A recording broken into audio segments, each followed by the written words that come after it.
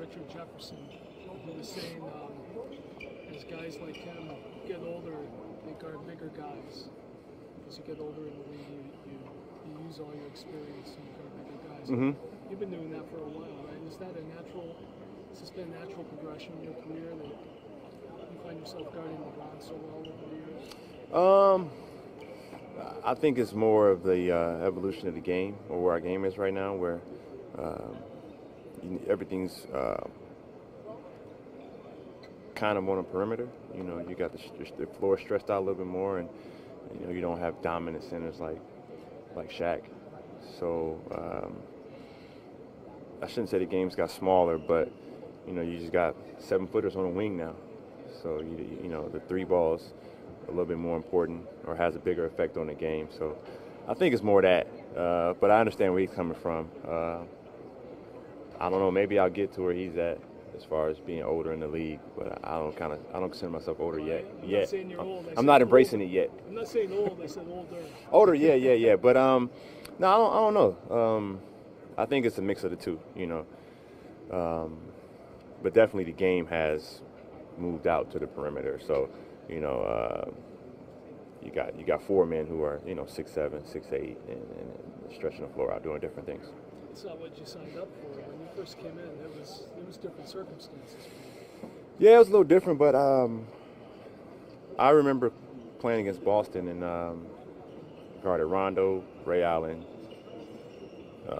Paul, because I was always guarding him, and I was guarding KG on a few possessions, and I guarded Perkins. And then that's when I thought this game is kind of crazy. That was like the first time that happened. So being a defensive guy, you know, you match up against a lot of different players. Do you expect LeBron to post up more since he hasn't been doing that in the first couple of games? I think it's an option for them. You know, you got to prepare for anything, and you know, he's done that throughout his career. So you know, we'll see what type of adjustments they make, and the key for us is to be able to counter that as quickly and early as possible. You know, that'll benefit us most, and how we adjust to those things. Well, last year, obviously, you lost 2 games. You won the first 2 games. You won the 2 first games this year. What are you guys going to do differently this year than last year? Can you draw from last year? What has to be your mindset? Our mindset has to be able to.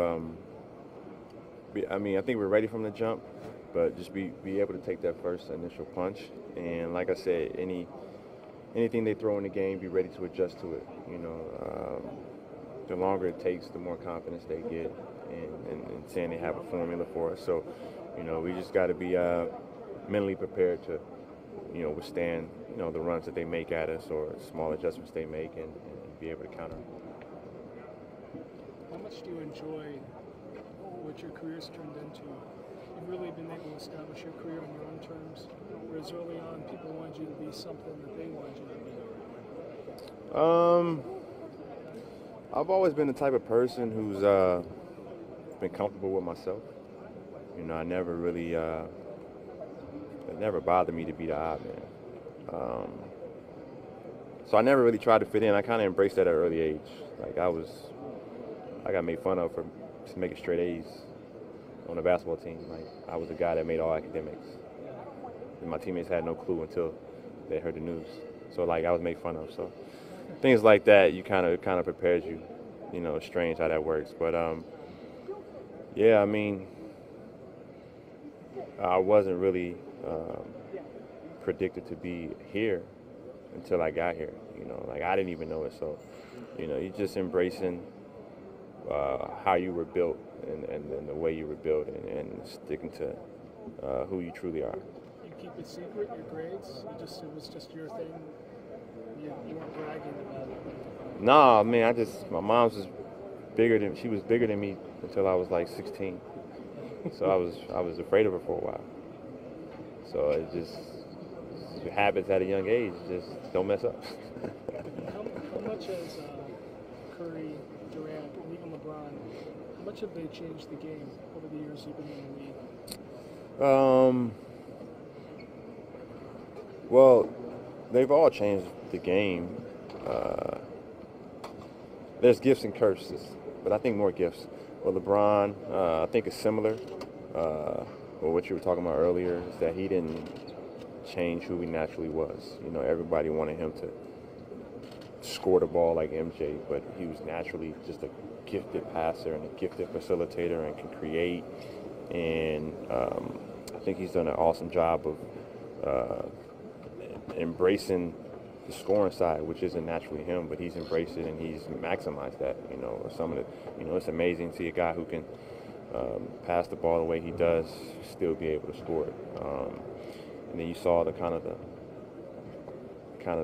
goal rush with Steph, where everyone was just gravitating to how he's playing, because that wasn't something that you could see on a day-to-day basis. Just shorter guys who could dominate the game the way he has the last couple of years, and you get kind of the normal guy more into the game because they can relate, because it's a guy that looks like them from a physique standpoint. And with KD, you just see kind of the supernatural. It's just crazy. He's hard to explain. But now, like, that's kind of what every 6'10" guy wants to be like. It's like, oh, he's like KD. And they're trying to be like that, but that's gifts. Yeah, good luck. Yes. Well, what's your bigger opponent right now, the Cavaliers or complacency? Cavaliers, you know, they're still the defending champs. And until someone, you know, beats them 4 times, before they beat them 4 times, that, you know, you can't count them out. And, you know, they've been in a situation before, so they're going to continue to battle and fight. And, you know, you definitely can't get complacent, because that's the team you're playing against.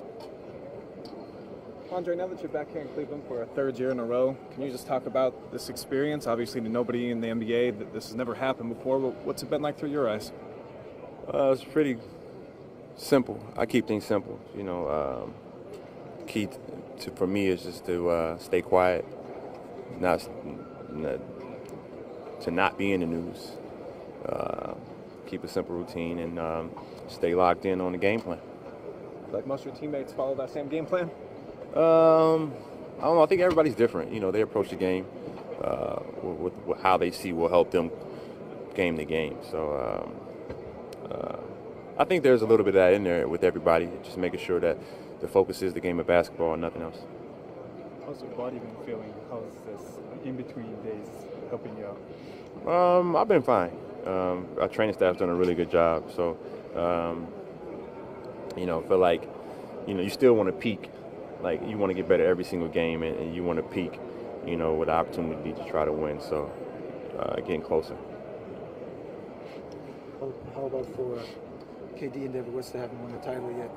Do you see that they're all in the locker room with a chip on their shoulder? Do they motivate you? Do they do anything extra? Yeah, I think they bring that joy to the game. It's like something they haven't experienced, and they really want it. So they're really locked in. David West has been tremendous for us, and making sure that, you know, every small detail is being fully, you know, looked into, making sure that we don't miss anything. Everybody's locked in on the bench, you know, whether you're expected to play 2 minutes or 20. You know, the scout report on every single guy, so they're pretty locked in. When do you